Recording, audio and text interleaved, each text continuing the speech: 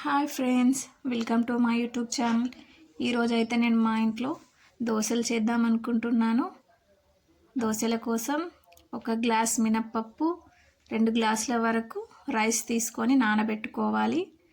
మనకు ఒకవేళ దోశలు అనేది క్రిస్పీగా కావాలనుకుంటే పల్చటి అటుకులు కొన్ని తీసుకొని అందులో వాటర్ వేసి నానబెట్టుకోవాలి. మీకు ఒకవేళ వద్దనుకుంటే నార్మల్గా కూడా చేసుకోవచ్చు, అలా కూడా టేస్ట్ ఉంటుంది. చూడండి, నానబెట్టుకోవాలి. నైట్ అయితే ఒకసారి మంచిగా కడిగి వాటర్ పడేసి మళ్ళీ ఒకసారి వాటర్ వేసి నానబెట్టుకోవాలి. ఇది నైట్ నానబెట్టుకున్నాను నేను. ఇప్పుడు మిక్సీ చేసుకుంటున్నాను. మనకి ఎంత ఎక్కువ సేపు నానితే అంత మంచిగా వస్తుంది దోశలు.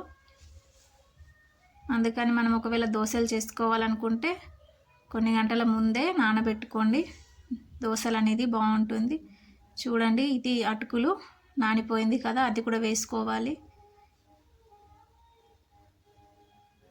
ఇలా మెత్తగా మిక్సీ పట్టుకోవాలి. లేదా కొంచెం పప్పు అనేది అలా ఉంటే దోశలు అనేది బాగా రాదు. మెత్తగా మిక్సీ పట్టుకొని ఒక గిన్నెలోకి తీసుకుంటున్నాను.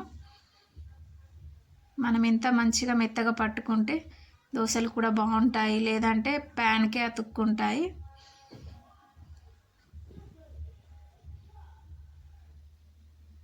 దీంట్లో కొద్దిగా సోడా వేసుకుంటున్నాను. ఇది నైటే మిక్సీ పట్టుకున్న తర్వాతనే వేసుకొని ఒక స్పూన్ సాల్ట్ వేసుకొని మంచిగా నైట్ నానబెట్టాలి.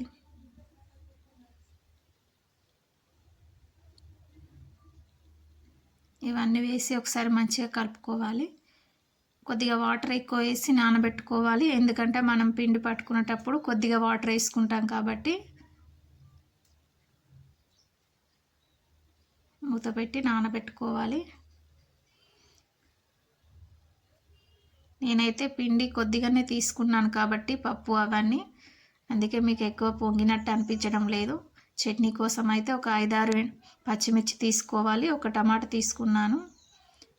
కడాయి పెట్టి కొద్దిగా ఆయిల్ వేసి పచ్చిమిర్చి, ఒక టమాటా, కొన్ని పల్లీలు వేసుకొని మంచిగా వేయించుకోవాలి. మంట స్లిమ్లో పెట్టి వేయించాలి. మంట ఎక్కువ పెడితే పల్లీలు వేగిపోయినట్టు అనిపిస్తాయి, కానీ లోపల పచ్చిగా ఉంటుంది. ఎండు కొబ్బరి తీసుకొని చిన్న చిన్న ముక్కలుగా కట్ చేసి వేసుకోవాలి. ఇవి కూడా మంచిగా వేయించుకోవాలి.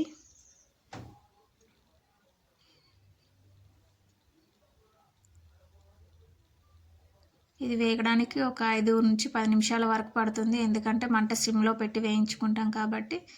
చూడండి, కలర్ ఇలా చేంజ్ అయిందంటే మంచిగా వేగిపోయినట్టే. కొద్దిగా జీలకర్ర, కొన్ని వెల్లుల్లిపాయలు తీసుకొని మిక్సీలో వేసుకుందాం. ఇవి వేసుకుంటే టేస్ట్ చాలా బాగుంటుంది చట్నీ. మనం ఆల్రెడీ పిండిలో కొంచెం సాల్ట్ వేసుకున్నాం కదా, అందుకని చట్నీలో కొద్దిగా వేసుకుంటున్నాను.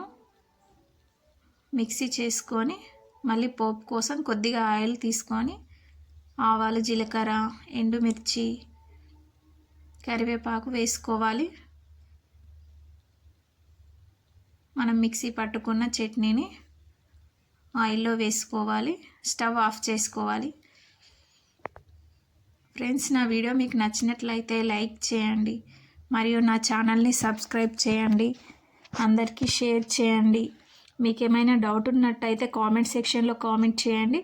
మీకు ఇంకా వెరైటీ ఏమైనా టిఫిన్స్ కావాలన్నా కూడా కామెంట్ చేయండి, నేను చేస్తాను. నైట్ నానబెట్టుకున్న దోశ పిండిలో కొన్ని వాటర్ వేసి మంచిగా ఇలా లూజ్గా కలుపుకొని వేసుకుంటే ఎంతో క్రిస్పీగా ఉండే దోశలు రెడీ. మనం ఎంత లూజ్గా పిండి ఉంటే అంత మెత్తగా బాగుంటుంది, క్రిస్పీగా, ఎందుకంటే మనం అటుకులు కూడా వేసుకున్నాం కదా.